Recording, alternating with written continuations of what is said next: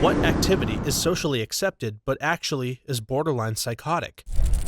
The compulsion to put absolutely everything you do and experience on social media for people to enjoy, when really you're hoping that they'll envy you. What's worse is when oversharers have kids, and they post photos of every single thing that their children do with little to no regard for their privacy. Yes, that crap bugs me the most.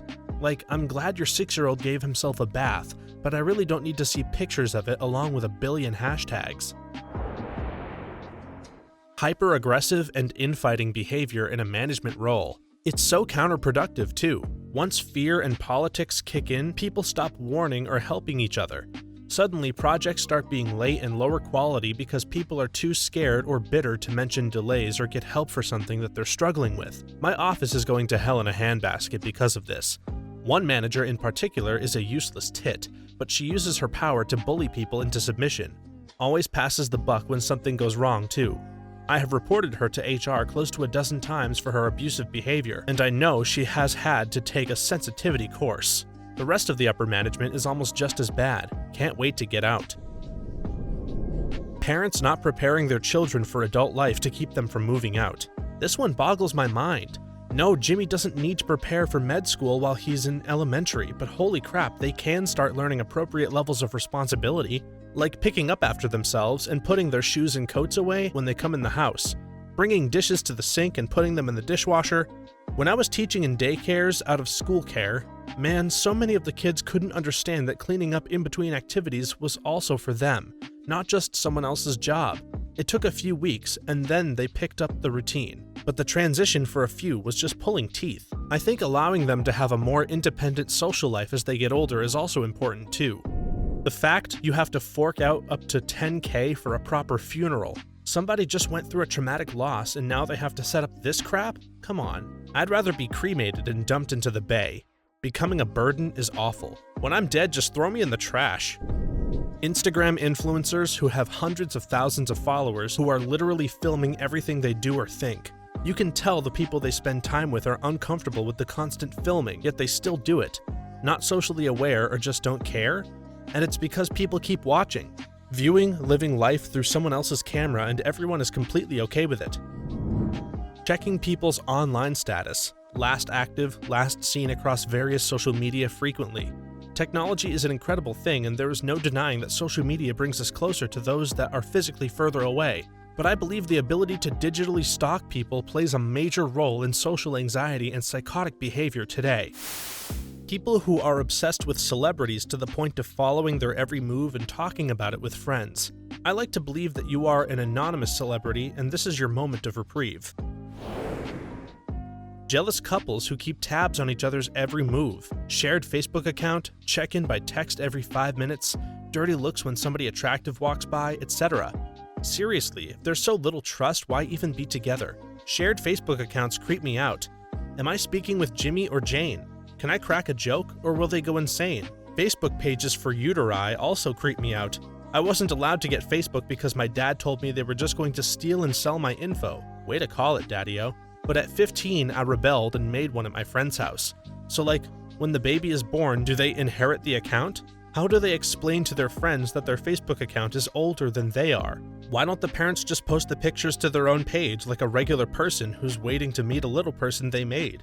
It doesn't make sense at all to me. The beginning of your comment sounds like the start of some super crazy slam poetry or something. Competitive dog breeding, or what's it called? People are obsessed with dog breeds' appearances that prioritize aesthetics before health concerns. Just look at the Schaefer with its hind legs, or pugs who can barely breathe. And not to forget all the other dog breeds with an endless list of health problems. Vets are campaigning to end the breeding of snub-snouted dogs. They can take up an OR for a whole week in some surgeries. Advertisements for prescription medication in the US. If you're going to a doctor for a problem, why not let the doctor suggest medication if you need one? I mean, the advertisement isn't even aimed at selling the product directly. It's telling you to ask your doctor about it. Why would I want to influence my doctor in a medication choice? They're the ones who went to school for it, not me. Absolutely. The pharmacy industry is crazy. I'm very scared of them, in general. It was one of the things I wasn't expecting about US TV when I first visited. We advertise over-the-counter stuff, but no prescription medicines in the UK. Putting the entire timeline and life of your child on Facebook while they grow up and have no control over parents posting everything about them. My mom does this with my kid sister. It's kind of unsettling. She's had her own Facebook account since she was born, and yet my mom doesn't have an account because she doesn't want people from high school contacting her and doesn't want people knowing her business. It's the most hypocritical crap I've ever heard. My mom doesn't have a real Facebook. Because of that, she made one as my old, now past, RIP, cat years and years ago, and now posts as herself but with my cat's name. Honestly, I think it's hilarious that my mom has a weeb-like Facebook account. The way we treat people on the internet. The complete and utter lack of empathy plus lack of remorse is a psychopathic trait. I hope this gets higher up in the comments section. Most of us would never treat people in person the way we do online. Of course, there are psychological reasons for that. We evolved to interact in person, and empathy is partly dependent on it. But it only takes a few seconds to take some deep breaths and remember there are real people behind these usernames. I'm not excluding myself from this, to be clear. I've made a concerted effort over the last 2 years to take those breaths, and I think I've done a really good job, but I still fail on occasion. I try to talk to people on here like I would in real life, but sometimes it is just hard. I can just go there and tell someone that they're a stale ham sandwich, and it only takes me around 5 seconds to do it, but then I'll be insulting a person right to their face. People think releasing an unwanted pet into the wild is okay. My ex and his family did this. They had a red heeler that they said was useless on the farm, so they drove him off into the rural area, kicked him out and laughed as he tried to chase after them while they drove away. He's a domesticated dog. He will die a slow, horrible death from starvation. I still get so upset even now. I never forgave them for what they did. Also, saw a video a while back of a lady that lived near a spot where people commonly dumped dogs. A few people kicked the dogs as they tried to get back into their cars. Some dogs chased after their owners' cars and got hit by another car.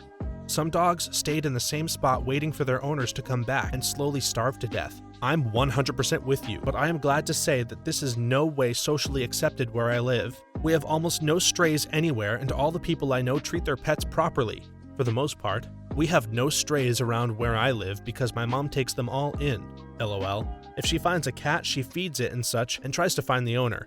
If she can't, then she will clean the cat up and take it to the vet to get fixed and get shots. She has kept a couple of them, but usually she finds them new homes. She is a teacher, so usually there is another teacher or a kid and their family that wants the kitty. Workaholism. Taking pride in working 22 hours a day and getting 30 minutes of sleep seems really insane to me. I can understand wanting to make a comfortable living and being passionate about what you do for work, but when you can't turn it off and relax, it shouldn't be worth celebrating. Source. Just got out of a relationship with a workaholic, and I am so much happier. Sometimes it's not the paycheck or better job you're after. It's just a good distraction from the rest of a crappy life. My old boss was the hardest worker I've ever seen. The first one in the office and the last one out. Was super friendly, and you can tell she really cared about the company and her team. She killed herself out of the blue this year. Breeding and selectively engineering dogs to make them cuter and smaller. It's really weird when you think that people have done this to create dogs that are small enough to fit in your hand or just look like a teddy bear. It's like borderline mad scientist behavior, especially when you consider that many of these dogs have health problems because of the way they are. Mediums or psychics, who basically make a living preying on vulnerable people who have probably recently lost someone they loved dearly. So much they believe some arsehole who can't wait to cash in on it. Ah yes, your husband is definitely here, but to hear what he wants to say, I'd like $25. Houdini made it his life goal to defrock all mediums after the death of his wife. He told her a secret phrase that only they knew, and the mediums would never say the phrase. His hatred stemmed from them preying on weak people and giving them false hope. Houdini would then do the mediums' routines at magic shows to mock them and make money. He was a great dude. Magicians have a long, proud history of debunking frauds. After all, who better than a magician to know the tricks that fool gullible minds? Being interviewed for just a bit higher than minimum wage jobs and there being 4 interviewers on the panel. I mean, you're trying to see if this person will be the best fit in your company, so you make them tell you about all of their achievements whilst being scrutinized by 4 people, and then not giving them the job if they're so nervous they miss out on vital info.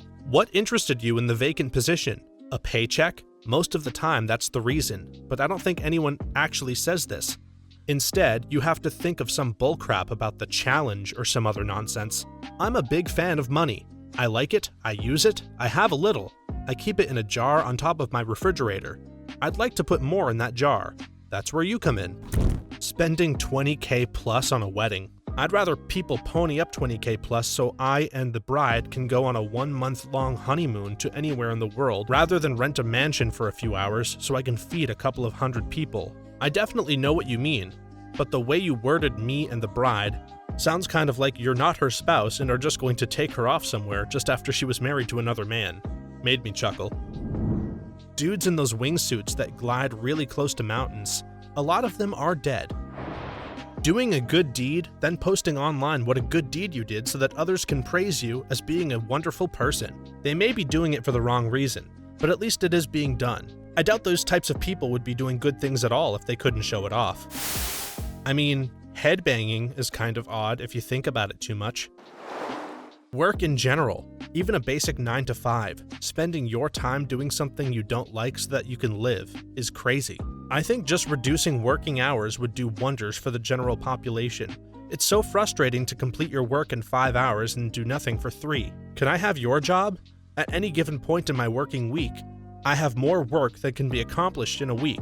Even if I did a crappy rush job of it, I also just had a week's holiday, which means I now have a whole week's worth of work to catch up on, as well as the stuff that was already on my desk before I left. Healthcare profiteering. Yes, money is needed to develop treatments and garner people's best efforts. My issue is with greed, fraud, and corruption, keeping costs astronomical for something many argue should be a fundamental right. And prison profiteering. Having your dogs in small, cramped urban apartments and getting them a script for their anxiety. I'm going to add on people who get dogs as practice for having children. Then after the children are born, ignore the dog. The same type of people. My husband and I recently adopted a dog.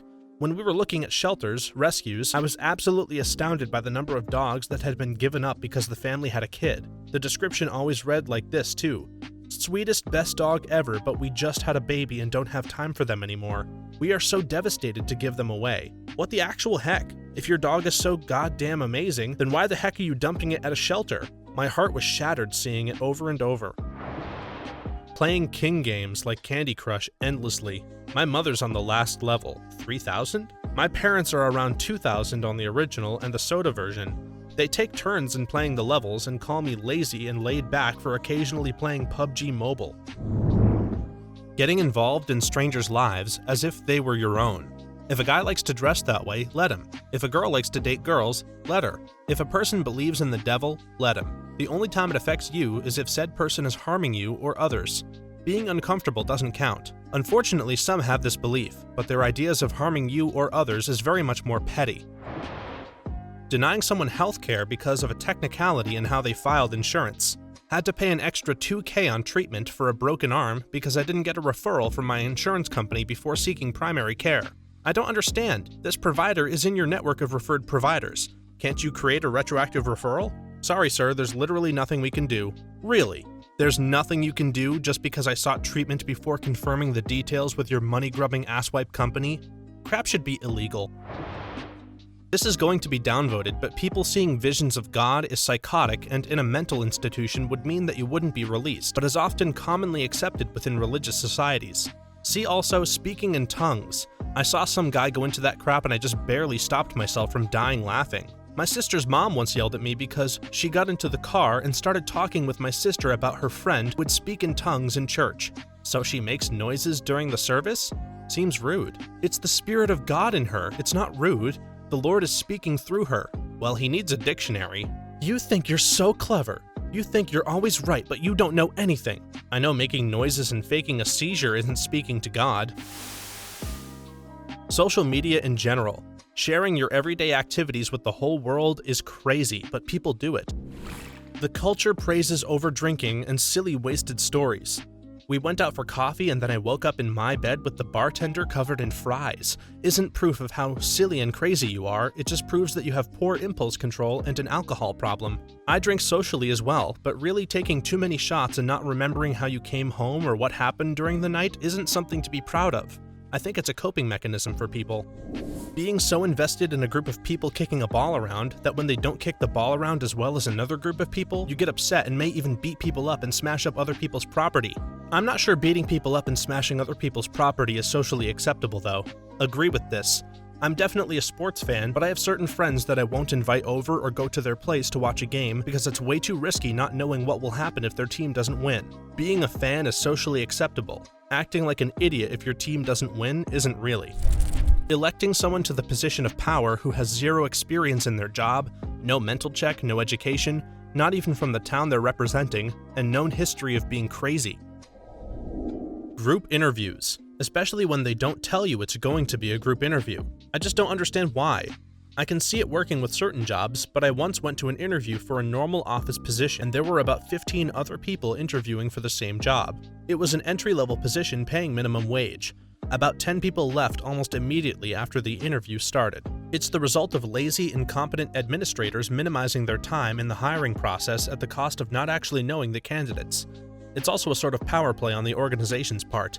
I work with multinational companies on their hiring, and no company worth their salt does group interviews for any position that's higher than a fresh graduate. To any of us with options, a group interview is a huge warning sign that the company doesn't treat people well and is overburdened by useless bureaucrats. Usually HR, but that's not to say all HR are bad. Repeatedly taking selfies and videos of oneself while out in public or out with friends. Maybe not psychotic, but it's vain to the point of extreme narcissism, and the number of people who don't see anything wrong with it or defend such behavior is disturbing. Paying your employees as little as possible and turning against or banishing anyone who questions it or tries to improve things for themselves. Screw you for trying to get by in this world, am I right? Why can't I just pay you what I want to pay you and you can be loyal forever? Or punishing or firing employees for discussing wages. The only entity forbidding wage discussion benefits is an abusive employer. One employer I know still refuses to post rates on job listings online because they know the rates are substandard. Thankfully, more and more listing sites are refusing to list ads that neglect to mention rate or wage. Pretending to speak really loudly to your children in public when you are actually using your children because you are desperate to be the center of attention yourself. I didn't know that was a thing. Reacting to situations with aggression and violence seems to be something that shouldn't exist in 2018, but it's ridiculous how many people, primarily men, but some women, instantly turn aggressive when faced with a minor altercation. An example might be if you accidentally cut someone off in traffic, and before you can apologize to them at the next set of lights, they are already red-faced and yelling like it was done on purpose. Or the way you are risking your own well-being if you decide to confront a stranger about their poor behavior in public, because most people take constructive criticism as an instant desire to want to fight. Obsession over kids' sports. Ever seen a grown adult scream at a 14-year-old referee because they disagreed about a call? Chill out, man. Thousands of people who make significantly less than a celebrity donate money so they can make $1 billion, rather than donate time, money, or other resources to organizations that try to help people who actually need it. Cutting sandwiches into rectangles. It's the only way to make two truly equal sandwiches. Cut it diagonally and one half will have a disproportionate amount of bottom crust and not nearly enough top crust. Cutting the sandwich into a top and bottom half is also out of the question for the same reason. Cutting the sandwich into two pieces of bread with toppings on both is straight lunacy. Cutting straight down the middle is the only true way. And don't even get me started on the madness of folding bread to make an abomination of sandwiches. Diagonal cuts make sandwiches taste at least 15% better. Eating junk food and soft drinks constantly. We know it's bad for us, but we keep doing it. Having to pay for university to get a degree, but needing a degree to get a good-paying job. Clipping dogs' ears, docking their tails, and declawing cats. Yeah, let's mutilate our new family member and hope they don't hold a grudge against us for the rest of their lives, because it makes them look better and keeps them from damaging my furniture. People brag about the value of their belongings. Clothes, cars, in person, as well as on the internet. The fact that some people are actually impressed by it is absolutely repelling in my opinion. Publicly complaining to get free stuff. The customer is always right philosophy is ridiculous and needs to go. Taking pictures or videos of everything so you don't forget it, but you end up spending the bulk of your time trying to get the best picture of it instead of experiencing it. Had this discussion just the other day. I asked if we were finally done with pictures after the 1000th one. I was told, we're making memories. I said, no, we're just taking pictures. Making memories means experiencing them. Look around, smell the scents, hear the sounds, and look at the pretty things. Advertisements on the TV for prescription medications. Let us help you get back to the life you enjoy living. Possible side effects of consuming this allergy medication are internal bleeding, suicidal thoughts and actions, significant appetite decrease to the point of malnourishment, a strong desire to abandon everyone you love, and eye spasms. People who get animals they can't fully care for. It's pretty accepted in society considering how many people treat and see pets as second-class citizens. I have a roommate who got a purebred husky puppy. This dude is lazy, immature, and often works long days. He hardly plays with her, never walks her, and I doubt she eats enough either. He will see her scratch at the door to pee and keep gaming for so long that she pees on the floor because he's almost done. Yesterday he worked a 12-hour day so that puppy got to sit in her small cage for 12 hours, only to go back in a few hours later because he didn't feel like dealing with how energetic she was. Pets are your family, and you are theirs. You're their whole world. Treat them like it. Guys bothering women on the street. Yelling, making random noises to make her jump in surprise, then laughing when she does. Literally scaring strangers and making them feel unsafe for their own pleasure. I've never seen a group of women do this to a man. A guy was sitting in his car in a parking lot, revving the hell out of his engine. So I did the only natural and appropriate response. "Yes, Daddy!" I shouted to him. He immediately stops revving his car and looks around, hoping his car's loud noises had attracted a mate. I and my friends were just sitting in our truck laughing our asses off at this guy. This was all in a fast food parking lot, a very small one. We were right behind him, just a truck full of guys tired of hearing his loud-ass car. Thanks for watching until the end. If you have something to share, please do so in the comments below. Then be sure to like this video, subscribe, and hit the notification bell so that you know when our next video is up. For more videos like this one, please stop by our channel. Thanks again, and see you next time.